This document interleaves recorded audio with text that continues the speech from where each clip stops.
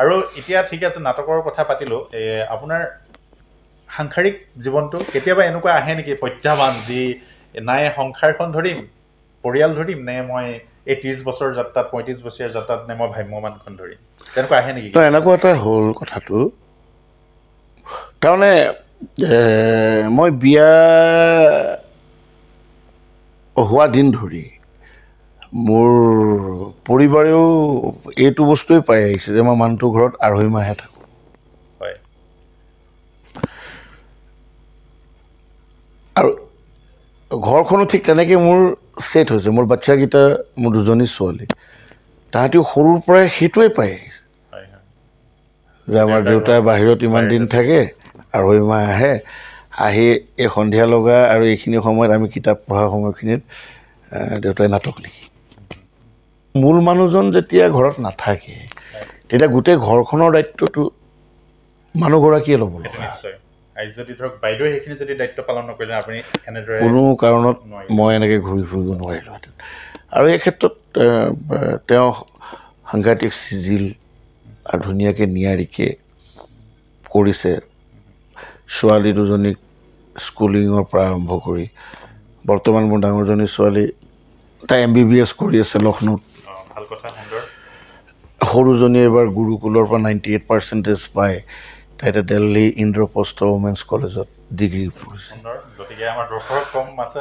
সফল অভিনেতাই নহয় সফল দেউতাক এজন কিয়নো তেওঁৰ মানে কন্যা দুগৰাকীয়ে সুন্দৰভাৱে আগবঢ়াই নি আছে সেইটো ভাল লাগিলে শুনা পাই গতিকে এতিয়া 2জনী ছোৱালীক বেলেগ কৰিব শিক্ষাখিনি দি অন্তত কৰিব পৰা লাগে এতিয়া কাম কৰি আছোঁ তাহাঁত 2জনীৰ কাৰণেই তাহাঁত 2জনী আহক নিজৰ নিজৰ জেগাত জন্ম দি পেলাই দায়িত্ব লৈছিলোঁ যেতিয়া থিয় কৰাই থৈ যাব পাৰিলে অন্তত আঙুলিটোৱে প্ৰশ্ন কৰিব নোৱাৰিব যদি মোক থিয় কৰিবলৈ তুমি জেগা অকণমানি দিব নোৱাৰা তেন্তে মোক জন্ম দিয়াৰ অধিকাৰ তুমি ক'ত পালা নহয় জানো আপোনাৰ যে এইখিনি সিংহৰ নিচিনা এটা মানে মঞ্চত যি গৰ্জন মানে এটা মানে সংলাপ দিয়ে কেতিয়াবা আপোনাৰ ৰিয়েল লাইফত কেতিয়াবা কাৰোবাক কেনেকৈ দম দি পাইছেনে হয়নে তেনেকুৱা ঘটেনে কেতিয়াবা কি কথা নাজানো খংটো মোৰ বহুতে কয় যে খং আপোনাৰ একেবাৰে নাই খুব কম খং উঠে প্ৰথম আৰু মই মানুহক বহুখিনিলৈকে ধৈৰ্য ধৰিব পাৰোঁ বুজায়ে থাকোঁ একেবাৰে মানে এক্সট্ৰিম পইণ্ট যেতিয়া হৈ যায় আৰু তেতিয়া কেতিয়াবা চিঞৰ মাৰি দিওঁ চব ঠাণ্ডা আৰু এবাৰ অৰ্ধনাৰীৰ বিষয়ে অকণমান কিবা ক'ব নেকি এবাৰ যিহেতু সমাদৰ লাভ কৰিছে অসমবাসী ৰাইজে অৰ্ধনাৰী ছাবজেক্টটো আচলতে মই এইকাৰণে লৈছিলোঁ যে আমাৰ কিন্নৰবিলাকক লৈ বহু ধৰণৰ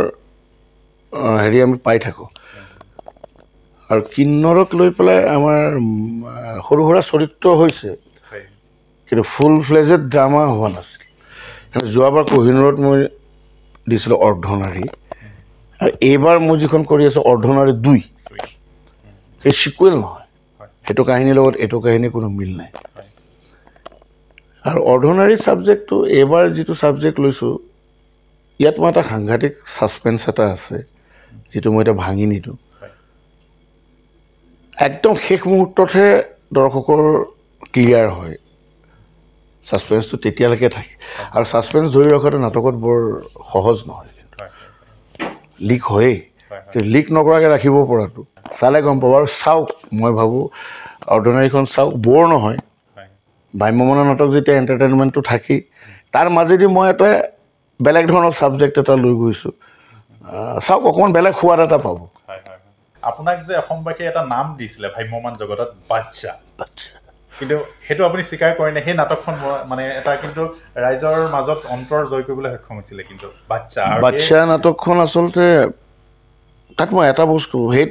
সেই নাটকখনৰ ওপৰতো মই তোমাক এতিয়া অকণ মোৰ বেয়া লাগে কাৰণ সেই নাটকখনৰ ভিডিঅ' ৰেকৰ্ডিং নাই কৰিব দিছিলোঁ কৰিলেও কিন্তু বস্তুটো মোক আজিলৈকে মোক হাতত নপৰিল তাৰমানে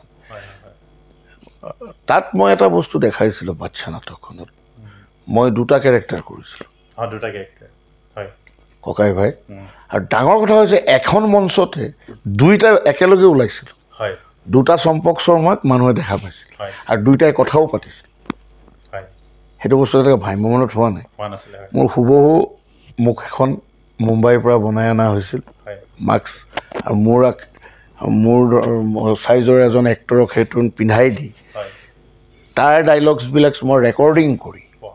তাৰ মুখেৰে সেই মোৰ ৰেকৰ্ডিং ডাইলগটো আহে আৰু মই লাইভটোতো থাকোৱেই। এটা বৰ সাংঘাতিক কাৰবাৰ এটা হৈছিল, চেলেঞ্জ এইটো এটা লৈছিলে মানে লৈছিল। আৰু এইটো বস্তু তাৰমানে কি চোৱা মানুহে কৈছিল যে মানে গম নাপায়, হা। আৰু লাইটৰ খেল থাকে, হয়, হয়, ডেমিটোকতো অকণমান থাকিব, আন্ধাৰ মনত ৰাখিব লাগিবই। থাকিব। এটা বস্তু বেয়া লাগে অকণমান, যে নাটকৰ মাজত চিনেমা সোমাই গৈছে। হয়, হয়, হয়। মঞ্চৰ পৰা নাটক দৰ্শকৰ মাজলৈ গুচি গৈছে। হয়। এইবিলাক হ'ব নালাগে। নাটকৰ জেগাত থাকক, চিনেমা হৈ থাকক, যাত্ৰা পাৰ্টি হৈ থাকক, ডান্স ড্ৰামা হৈ থাকক, নে কি? ঠিক আছে, আপোনালোকৰ অশেষ ধন্যবাদ থাকিল আমাৰ লগতে আপোনালোকে আমাক এইখিনি সময় দিলে।